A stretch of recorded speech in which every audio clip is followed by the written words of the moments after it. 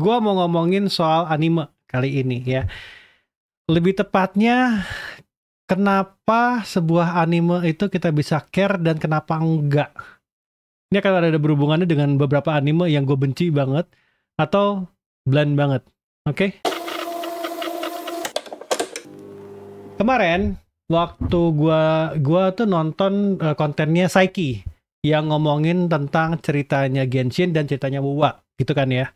Tapi ada satu kalimat di situ yang menurut gua itu sebenarnya harus jadi patokan gua ketika nge-review anime ataupun sebuah cerita. Dan itu menurut gua bener, yaitu kenapa saya harus peduli. Ketika lu ngejalanin sebuah cerita, lu udah attach sama orangnya, kenapa gua harus care sama orang itu? Nah, itu dipilah satu-satu gitu loh. Jadi kayak misalnya kalau jadi contoh di Saiki, kenapa gue harus terus mengikuti ceritanya Genshin katanya gitu ya. Karena kita mau ngelihat si kembaran ini bertemu kembali. Gitu kurang lebih. Sekarang gue akan ngomongin tentang anime yang gue benci. Gue nonton episode 1, episode 2, episode 3-nya dan gue merasa ini anime sampah banget. Dan gue akhirnya mengerti kenapa gue benci banget sama nonton anime ini. Dan menurut gue buang-buang waktu nonton anime ini. Yaitu yang sudden death. Ya. Yang I have skill sudden death, lalalala, itulah pokoknya. Kenapa gue benci sama anime ini? Karena tidak ada hal di karakter utama yang membuat gue peduli sama karakter utamanya. Gini, kenapa gue harus peduli sama karakter utamanya? Kalau karakter utamanya, semua solusinya adalah mati. Mau peduli gimana?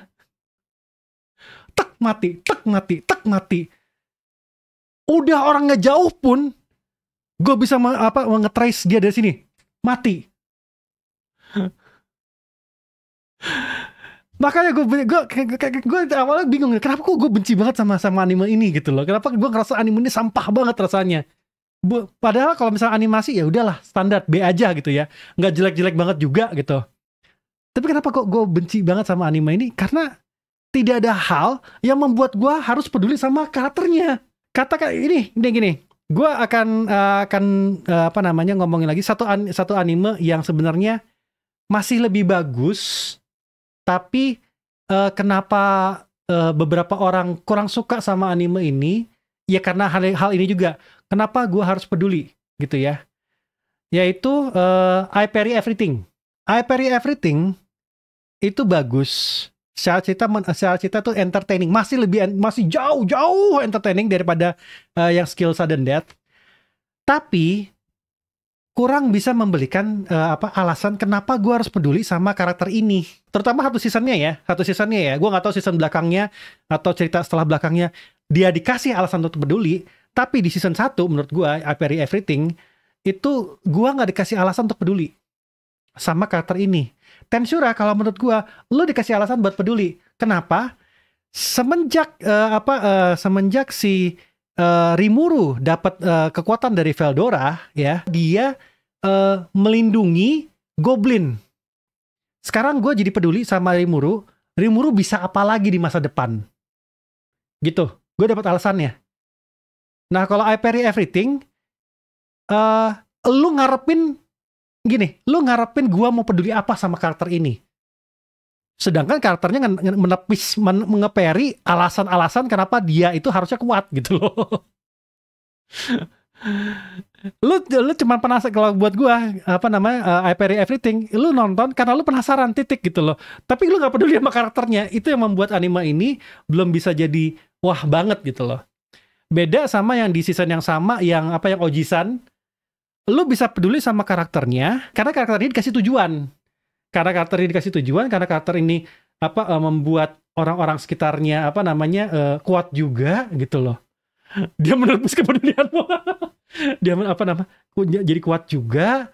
Jadi lu peduli sama karakternya. Gue pengen lihat nih karakter bisa ngebuat karakter yang lain kuat lagi nggak gitu loh. Nah, baru-baru ini gue tuh nonton sebuah anime judulnya Chillin' in Another World with Level Super Cheat Power. Jadi ini yang lagu openingnya dan sama Kyun ya gitu.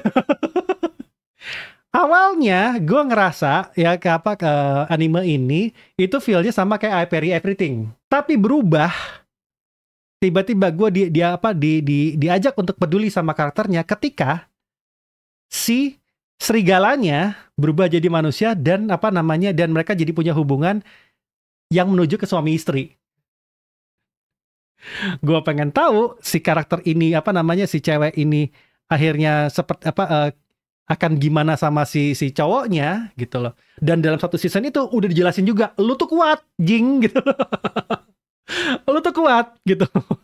Stat lu tuh infinite semua. Jadi dia tidak menepis kalau dirinya dia kuat gitu loh jadinya. Tapi dia membuat orang jadi care sama dia karena dia membangun sesuatu di sekitarnya gitu loh. Kiana Cross Kevin kita karakter cowoknya Kevin ya. Tapi gue suka dengan tiba-tiba gue jadi care sama karakter ini dan karakter-karakter di sekitarnya gitu loh. Gitu. Nah, again, kenapa gue nggak bisa suka sama skill cheat sudden death? Karena nggak ada yang bisa bikin lu mau peduli sama karakternya. Terlalu gampang untuk semuanya selesai, semuanya beres. Itu juga masalah gue sama ini nomor 2 ya, nomor 2 anime yang gue nggak suka ya. Yang cell phone, yang ponsel. Saya bisa apa aja dengan ponsel. Semuanya selesai soalnya, nggak ada yang bisa bikin, nggak ada konflik yang bisa bikin lu gimana banget gitu loh. Terus gimana kalau Overlord? Overlord itu punya sisi yang membuat gue peduli sama Ainz-nya dan bisa membuat gue peduli sama karakter-karakter di sekitarnya. Gue ngerasa kesel banget sama pangeran yang gendut itu, ya. Kok dia kayaknya nggak guna banget sampai negosiasi sama Ainz. Anjing nih orang keren. Ternyata dia mau gini, terus dibunuh. Gue ada rasa berempati sama dia karena gue peduli sama karakternya. Ya Prince Anak gitu loh. Si Ainz-nya kuat banget gini gampang banget dia menyelesaikan semua masalah. Tapi point of view nonton Overlord itu sebenarnya bukan di Ainz-nya, orang-orang yang di sekitar Ainz-nya justru. Itu yang keren gitu loh. Hai no Tono Gimgan, salah satu yang menurut gue keren, tapi itu underappreciated, bukan underappreciated, underrated kata gue. Konosuba, lu jadi berempati sama Kazumanya. Karena kok kayaknya ini orang sial terus sih. Kok ini orang kok kayaknya sial terus, tapi di sisi lain juga hoki terus sih. Dia mau ngelakuin apa lagi nih? Salah satu lagi gue jadi bisa mengerti lagi kenapa lu bisa suka sama Re:Zero. Kalau ada orang yang suka sama Re:Zero, mungkin ada orang yang nggak suka juga dengan karakternya. Tapi kalau misalnya ada orang yang suka sama bisa menonton at least lebih panjang daripada nonton sudden death, yaitu adalah lu bisa care sama Subaru soalnya. Lu bisa anjing Subaru, lu ngapain sih gitu? Kalau lu bisa sampai kesel sama karakternya karena lu pengen dia lebih lanjut gitu ya, itu lu udah care sebenarnya sama karakternya. Menurut gue ya, dari pandangan gue ya. Kenapa waktu itu gue ngerasa Natlan yang waktu perang itu ngerasa kayaknya gue harus ngomong nih, karena gue udah care sama karakternya yang ada di situ gitu loh. Care dengan penduduk-penduduknya, care dengan lingkungannya gitu. Ketika perang dan terjadi itu, gue ngerasa terhenyuh. Gue bisa ngomong itu bagusnya karena itu gitu loh. Di di patch berapa gue lupa tuh. Karena ya itu lu bisa bikin dia I care gitu. Why should I care? Because of that gitu loh. Again, kayaknya gue ke depan akan mencoba untuk lebih, kalau misalnya gue review anime atau review ngomongin soal cerita dari sebuah game ya, mungkin gue akan lebih ngomongin tentang why should I care gitu loh. Why should I care about this story gitu loh. Kayak misalnya Kiana waktu dia pertama kali jadi Flamesion. Kenapa dia kenapa gue harus care sama dia? Karena di situ dia berjibaku dengan sirin di kepalanya bertahun-tahun setelah berhari-hari mengalami penderitaan, harus menghadapi Legion pun, dan akhirnya dia berhasil, dan rasa berhasilnya itu rasanya puas banget. Apalagi ketemu Himeko, itu rasanya sedih banget. Karena dia ditolongin Himeko, ketika ketemu Himeko, goblok, sedih sekali. Itu bagus kalau kata gue. Aduh. Itu harus gue akuin bagus. Yang apa cerita Legion itu bagus gitu. Again, apa namanya, gue akan berusaha mengingat konteks ini ketika apa namanya ngobrolin cerita. Kenapa banyak orang ngomong apa kemarin di story Trigger. Kenapa orang banyak ngomong, aduh kebanyakan layar gelap. Tapi gue kena aja. Karena gue care sama triggernya. Care karena gue udah nonton PV-nya. Jadi gue ngerasa apa yang mau gue lakukan trigger gitu loh. Again, kenapa menilai sebuah cerita itu sangat-sangat subjektif banget. Karena care-nya orang beda-beda. Ada orang yang nggak care sama cerita. Hence, ya udah, mau gimana lagi, mau gimana pun juga ya, karena dia udah nggak care sama cerita, ya ceritanya menurut dia sucks gitu. Ada orang yang nggak care dengan karakternya yang sedang dibuat care gitu loh. Ya udah, mau karakternya sebagus apapun ceritanya, ya dia nggak akan care sama karakternya gitu loh. Tapi ketika karakter lain yang dia suka dia care banget, mungkin itu akan bikin dia nangis mungkin gitu.